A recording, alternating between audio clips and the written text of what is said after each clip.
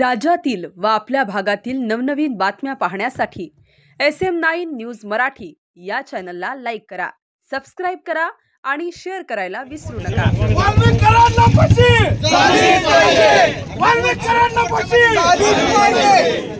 मागणं म्हणजे काय असतं की लोकशाहीला किंवा मानव जातीला काळिंबा फासणारी घटना घडलेली आहे आणि म्हणून ह्या अशा प्रवृत्त्या ठिचून काढण्यासाठी हा मोर्चा आयोजित केला आहे. तर कुठल्याही जाती जमाती समाजात असू द्या तर त्याला आपण सत्यानं वागणं, सत्य सत्य म्हणजे काय, न्याय न्याय म्हणजे काय, तर आपण खऱ्याला खरं खोट्याला खोटं म्हणण्यासाठी सत्याच्या मागे हा जनसमुदाय उभा राहिलेला आणि या सत्यासाठी हा मोर्चा काढलेला आहे.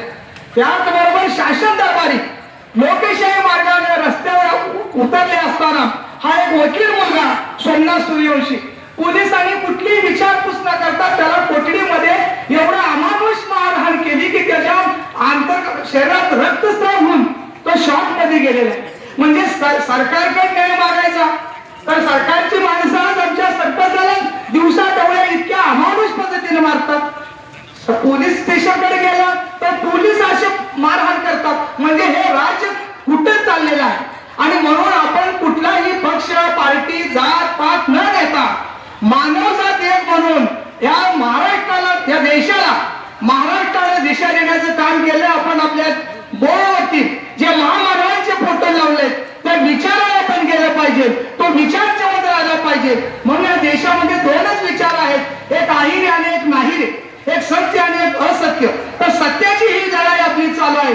त्यामुळे आज संपूर्ण तालुक्यातील आणि शहरातील सर्व जाती जमातीचे लोक जातपात विसरून माणूस मी जात आहे आणि हा विचार घेऊन आज संतोषजी देशमुख आणि सूर्यवंशी यांना आपण भावपूर्ण श्रद्धांजली शासन दरबारी वाहत असताना या ठिकाणी या कृत्याचा, त्या प्रवृत्तीचा जाहीर निषेध करतो आणि तमाम सांगोला तालुक्यातील सर्व मागासवर्गीय बौद्ध समाज सरपंच स्वर्गीय संतोष देशमुख आणि स्वर्गीय सोमनाथ सूर्यवंशी यांच्या झालेल्या निर्गुण अशा हत्येचा निषेध व्यक्त करण्यासाठी आपण इथं जमलेलो आहोत. वेळ खूप कमी आहे, ऊन पडलेला आहे.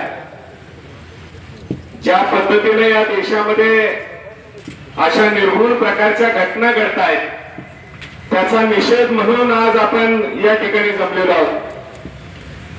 एका बाजूला भारतीय संविधानाच्या प्रतिकृतीची तोडफोड केली, आंदोलन केलं म्हणून सोमनाथ सूर्यवंशीला इथल्या प्रशासन व्यवस्थेकडून ज्यांच्याकडून न्यायाची अपेक्षा व्यक्त केली जाते त्यांच्याकडूनच मरावं लागतं.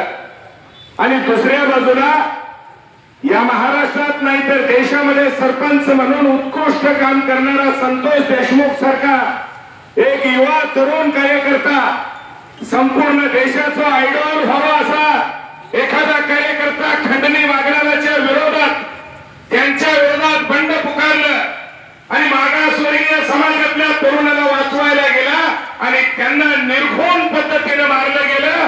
अशा भ्याड प्रवृत्तीचा निषेध व्हावा आणि त्या लोकांना फाशी व्हावी म्हणून आपण इथे एकत्र जमलेलो आहोत. मी आपल्याला सर्वांना कळकळीची विनंती करणार आहे की हा मोर्चा हा केवळ इथं संपू नये. हा मोर्चा केवळ बीड जिल्ह्यातल्या मस्साजोग किंवा सूर्यवंशीच्या गावचा राहिलेला नाही. इथं दवाखान्यात आपला माणूस सुरक्षित नाही, इथं रस्त्यावर चळवळ करताना आपला माणूस सुरक्षित नाही, इथं स्वतःच्या घरामध्ये माणूस सुरक्षित नाही. त्यांच्या रक्ताचा बदला घ्यायचा असेल, संतोष देशमुखची आर्त किंकाळी इथल्या नालायक व्यवस्थेच्या मानगुटावर सगळ्या तरुण कार्यकर्त्यांच्या हाताची ढाल तलवार होऊन यांचा मुर्दा पाडून त्यांच्या रक्ताचा हिशोब आपण मागण्याची वेळ आलेली आहे. मला जगू द्या, माझ्या लेकरा बाळांसाठी जगू द्या, माझे हात पाय तोडा, एवढी आर्त किंकाळीच्या व्यवस्थेला कळत नाही. त्या व्यवस्थेला भारतीय संविधान मानून एके दिवशी खावलंच तर रक्ताचा बदला घेतल्याशिवाय पुढचं भविष्यात व्यवस्थित होणार नाही. मी जास्त बोलणार नाही. शेवटी एवढंच सांगेन, ज्यांनी समाजासाठी काम केलं, ज्यांनी या देशातली व्यवस्था उलटवून टाकण्यासाठी ज्यांना वीर मरण आलं ते सरपंच संतोष देशमुख, सोमनाथ सूर्यवंशी यांच्या आत्म्याला शांती मिळावी आणि त्यांच्यावर झालेल्या अन्यायाला न्याय मिळवून देण्यासाठी आपण सगळ्यांनी बंड करावं.